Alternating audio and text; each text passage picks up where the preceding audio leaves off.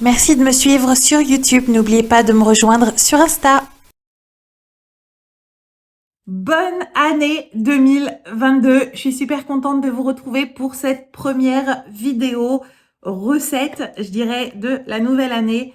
On va rester dans une ambiance festive puisqu'il va s'agir d'une recette de macarons. Je sais, on en a déjà plusieurs sur ma chaîne, donc je vous mettrai des petits liens là-haut et également à la fin de la vidéo. Mais c'est vrai que les macarons, j'en réalise assez souvent parce que c'est vrai que c'est mignon, c'est facile à manger et surtout ça fait toujours plaisir quand on en offre. Donc aujourd'hui, je vous propose une recette de macarons ganache tiramisu. Tadam!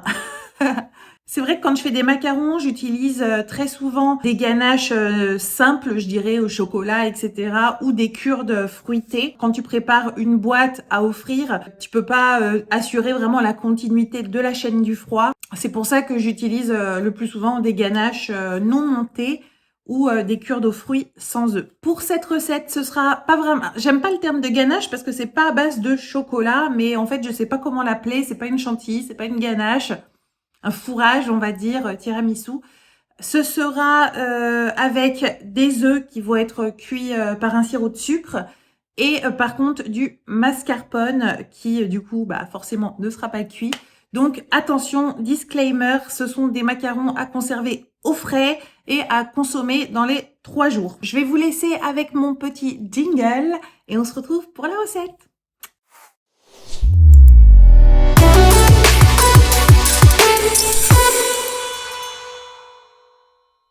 Alors c'est pas exactement une ganache parce qu'il n'y a pas de chocolat dedans, mais bon, comme je savais pas comment l'appeler. Donc il faut 250 g de mascarpone bien froid, un demi-œuf entier, donc ça équivaut à 25 g à peu près. Vous battez ça en omelette et vous pesez. 25 ml d'eau, 75 g de sucre, une cuillère de Nescafé, une cuillère de cacao en poudre non sucrée, donc c'est des cuillères à café, hein, un peu d'extrait de vanille, 3 feuilles de gélatine et une pincée de sel.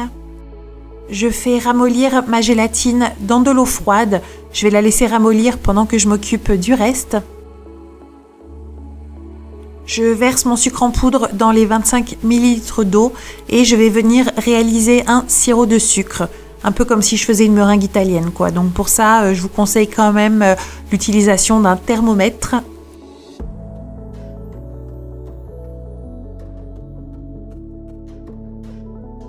Si ce n'est pas encore fait, n'oubliez pas de vous abonner à ma chaîne et d'activer les notifications. Je vais donner un petit coup de fouet à mon œuf, histoire qu'il soit un petit peu délayé. Quand on travaille le sucre, que ce soit en sirop ou en caramel, il faut toujours surveiller. Donc là, je vais attendre d'arriver aux alentours de 118-120 degrés.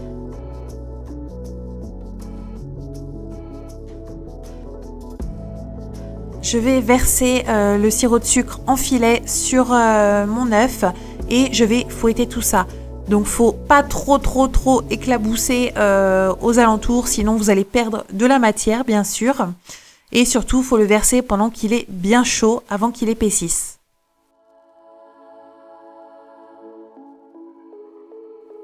Je vais nettoyer un petit peu ce qui s'est mis sur les bords.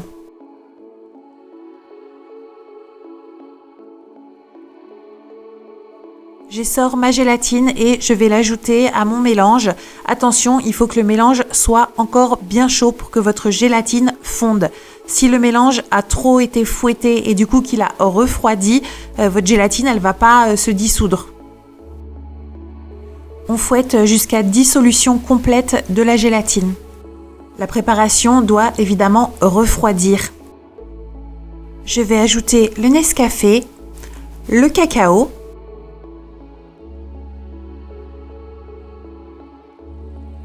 j'ajoute un peu de sel, c'est un exhausteur de goût, hein, n'en mettez pas 10 kilos, c'est pas des macarons salés.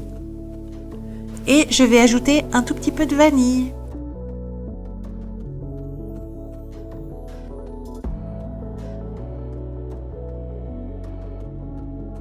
Je donne un petit coup de fouet pour mélanger tout ça. Donc à ce stade, tout est bien mélangé et la température doit être aux environs de 17 degrés, quoi, température ambiante. Je vais ajouter en une seule fois l'intégralité de mon mascarpone qui sort du frigo. Il est donc bien froid. Vous verrez que je n'ai pas mis la cuve et donc le fouet au frais puisque je m'en servais juste avant. Mais si le mascarpone est bien froid, ça ne devrait pas poser de problème. Vous allez fouetter tout ça, donc ça va se mélanger jusqu'à ce que vous obteniez une préparation qui soit épaisse et qui ressemble à une ganache montée.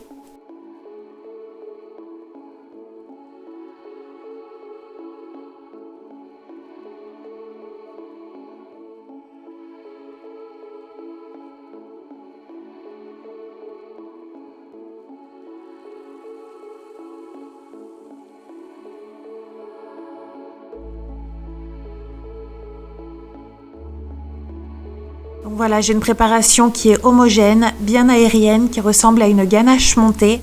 Je vais venir filmer au contact et réserver au frais jusqu'à ce que je m'en serve pour les macarons.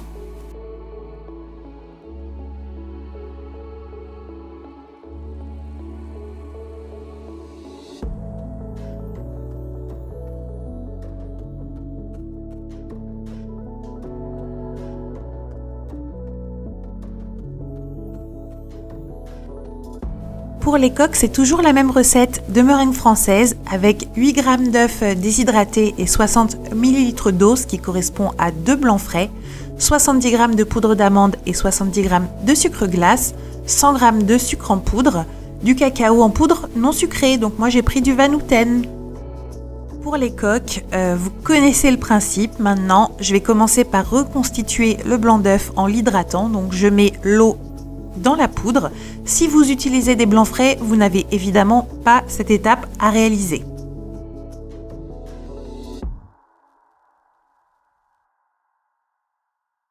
Je vais commencer à fouetter pour monter mes blancs en neige. N'oubliez pas que pour les macarons, le blanc neige doit être bien ferme.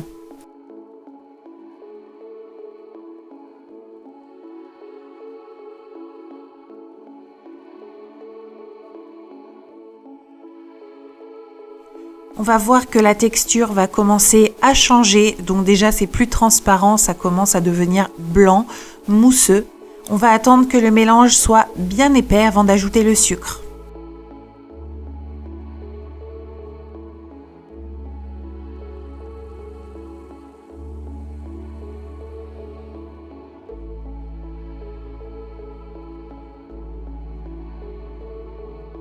Ça y est, mon mélange est bien blanc, bien mousseux. Je vais commencer à ajouter le sucre. Je vais le verser en plusieurs fois.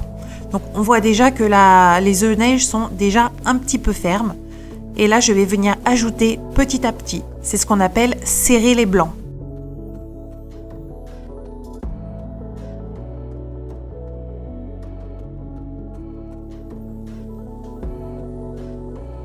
Je vais ajouter la deuxième partie du sucre. Je vais continuer à fouetter.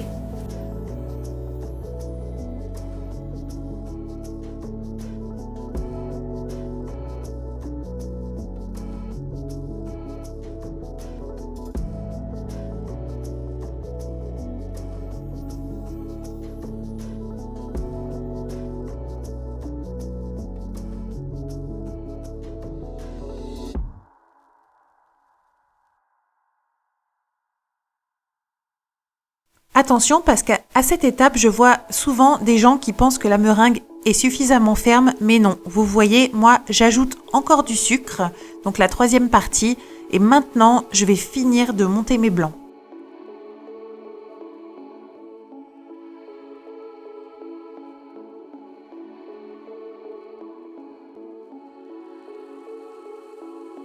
Pour juger que votre meringue est prête, il faut vraiment qu'elle donne une sensation d'être collante. Et vous voyez le fouet, il crée vraiment des sillons dans le mélange.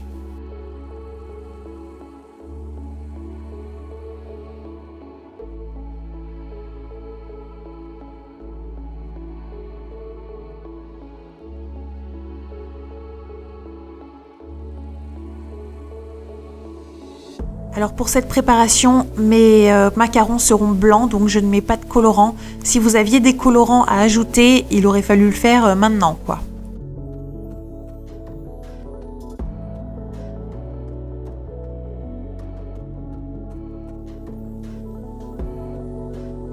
Donc là, c'est la bonne consistance. Vous voyez comme c'est épais, c'est brillant, faut que ce soit bien collant, faut que ça reste accroché au fouet. Donc on appelle ça le bec d'oiseau, moi j'appelle ça le gros nuage, appelez-le comme vous voulez.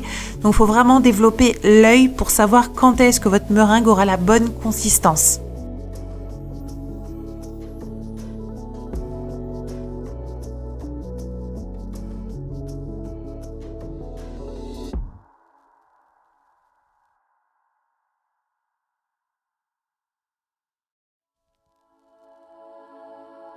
On va passer au macaronnage, donc je verse une partie de mes poudres. Vous pouvez verser la totalité, hein, mais moi je trouve que c'est plus facile à amalgamer quand on le fait en 2 fois. Et le geste du macaronnage, donc c'est très simple, je donne un tour de maryse, je remonte la masse vers le haut et j'écrase sur les bords de la cuve. Vous verrez ce geste beaucoup plus en détail sur ma vidéo tuto macaron. J'ajoute la deuxième partie des poudres et je vais continuer à macaronner. Donc là encore, il faut vraiment développer l'œil pour savoir quand est-ce qu'il faut s'arrêter. Une des erreurs les plus fréquentes des débutants, c'est vraiment de trop macaronner. Il ne faut pas s'acharner. Il faut vraiment simplement que votre préparation soit lisse, brillante et qu'on n'ait plus de poudre libre. Le fameux seuil dont on parle, l'obtention du ruban. Je vais vous le montrer un petit peu dans cette vidéo. Il ne faut pas que ce soit un ruban type crème anglaise coulant, quoi. Il faut vraiment que ce soit un ruban lourd, comme de la mélasse.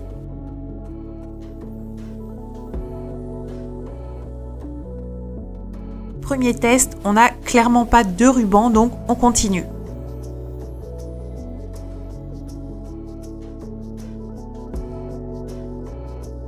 Deuxième test, on n'a toujours pas de ruban, donc on continue.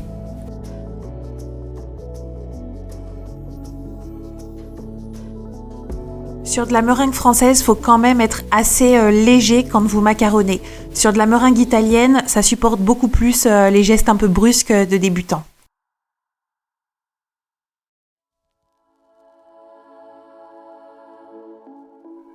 Troisième test, toujours pas de ruban, donc on continue, mais attention, ça va bientôt être prêt, je pense.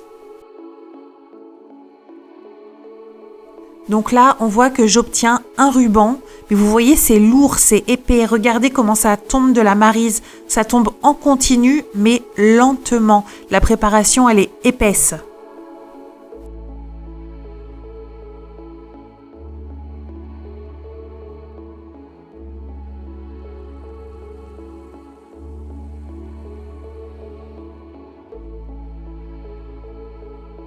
Si la vidéo vous plaît, n'oubliez pas de vous abonner à ma chaîne en cliquant sur le petit bouton rouge.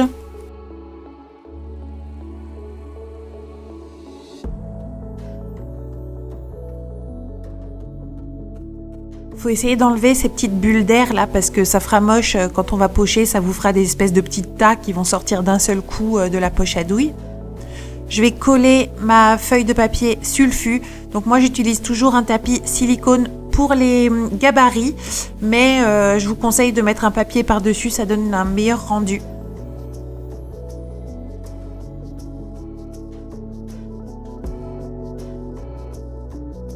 Pour fixer la feuille, on utilise un petit peu de préparation et on colle les 4 coins.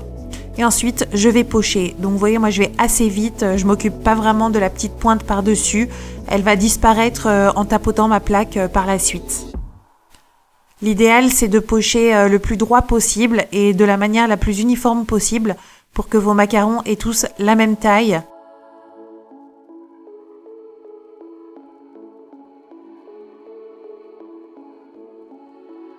Je vais tapoter ma plaque, ça va enlever les pointes. Je laisse croûter une vingtaine de minutes. On dit que c'est pas obligatoire, mais moi je trouve que c'est quand même plus sécure de le faire. Et je vais mettre au four pendant 17 minutes à 155 degrés. Moi je fais ça en chaleur statique. Comme vous voyez, mon four, ça ne tourne pas. Ne croyez pas nécessairement à toutes les légendes urbaines qui disent qu'il faut 4 plaques les unes sur les autres, chaleur tournante, je sais pas quoi, ouvrir la porte en plein milieu. Moi je le fais pas. La collerette apparaît aux alentours des 6 minutes. C'est bientôt prêt, on va passer au montage. Mes coques ont refroidi, je les fourre, donc j'ai ressorti ma ganache tiramisu qui était au frais. Elle a bien pris, elle ne coule pas. J'assemble mes macarons et bon appétit! Voilà le résultat, ce sont des macarons qui sont hyper gourmands, qui ont vraiment le goût de tiramisu.